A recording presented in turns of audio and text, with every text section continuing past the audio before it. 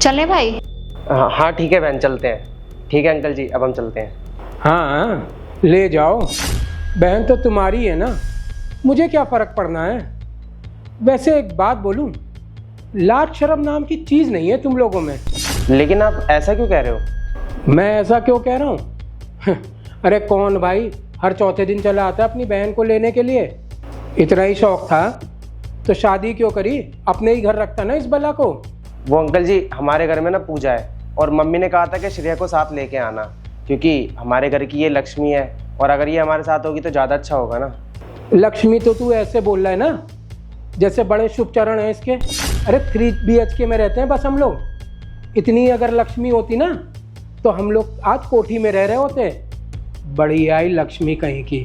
माफ़ करना अंकल जी, अगर आपको बुरा लगा हो तो कोई बात नहीं, मैं चला जाता हूँ। और रही बात श्रेया की, तो नहीं लेके जाता मैं इसे। बात ये नहीं है कि तुम इसको ले जा रहे हो या नहीं ले जा रहे हो, बात ये है कि तुम हर चौथे दिन चले आते हो मुंह उठा के इसको लेने के लिए। अरे एक हमारा समय था जब बहन बेटी के घर का हम लोग पानी तक नहीं पीते थे, और आज का समय तुम लोग जब देखो मुंह उठाए चले आते हो। अरे वो कहावत नहीं सुनी क्या कि बहन के घर में भाई कुत्ता और ससुराल में जमाई कुत्ता? लेकिन तुम लोग को ये बातें कहाँ समझ आएगी।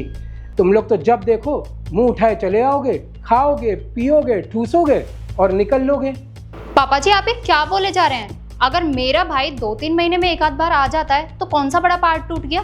देख रहे हो बेटा कैसे कैची की तरह जबान चल रही इसकी। यही संस्कार दिए क्या आपने? मैंने तो पहले ही बोला था कि मत ला इतनी पढ़ी लिखी लड़की।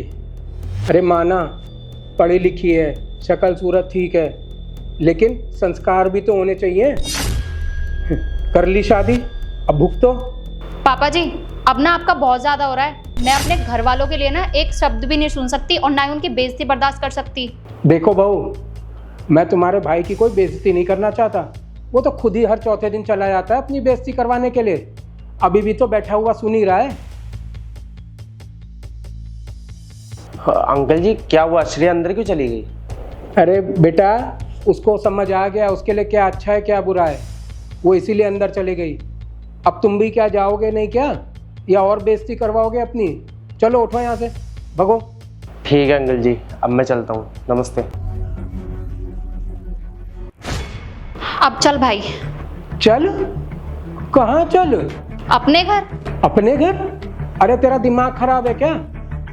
अरे भूल गई क्या कि शादी के बाद ससुराली लड़की का घर होता है? घर कहने से ना घर नहीं बन जाता है पापा जी। और मैं जब से देख रही हूँ आप मेरे भाई को इतना कुछ सुनाए जा रहे हो, और मेरा भाई चुपचाप आपकी बातें इसलिए सुन रहा है क्योंकि मैं आपके घर की बहू हूँ। अगर आपके अंदर हिम्मत है ना तो मेरे भाई की जगह अपने दामाद को इतना सुनाकर देखिए। आप एक बात बताइए मुझे, आपकी बेटी हर 10वें दिन यहाँ पर आ जाती है और न जाने कितने कितने दिन रुक कर जाती है वो, और आपका बेटा भी तो आपकी बेटी को उसके ससुराल लेने के लिए जाता है और वहाँ पर रुकता भी है, खाता पीता भी है। तब आपके कायदे कानून कहाँ जाते हैं पापा जी? नहीं, उनके लिए कोई कायदे कानून थोड़ी ना होंगे, क्योंकि वो तो आपकी बेटी है और मैं तो आपकी बहू हूँ ना, तो मेरे लिए ही सारे कायदे कानून होंगे आपके। अरे श्रेया छोड़ ना, जाने दे। अरे क्या छोड़ दूं भाई? और पापा जी एक बात बताऊं आपको, जैसे आपको अपने बेटे से लगाव है ना, वैसे मेरे माँ बाप को भी मुझसे लगाव है। मेरे माँ बाप ने मुझे बचपन से पाला है, पोसा है, इतना बड़ा किया है और मेरी शादी कर दी है इस घर में। इसका मतलब ये नहीं है कि वो लोग मुझे भूल जाएंगे या उनका मन नहीं करता होगा मुझसे मिलने का। अरे आपको तो इन लोगों से बहुत तमीज से बात करनी चाहिए, इज्जत करनी चाहिए इनकी, ना कि बदतमीजी से बात करनी चाहिए। अरे ठीक है ना बहू, इतना गुस्सा क्यों कर रही हो? बैठ के बात करते हैं ना आराम से।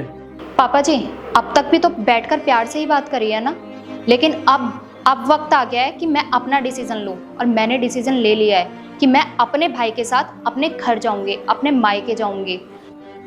और हाँ, अब ना इस घर में तभी वापस आऊंगी जब आप अपनी बेटी और बहू में कोई फर्क नहीं करोगे। चल भाई।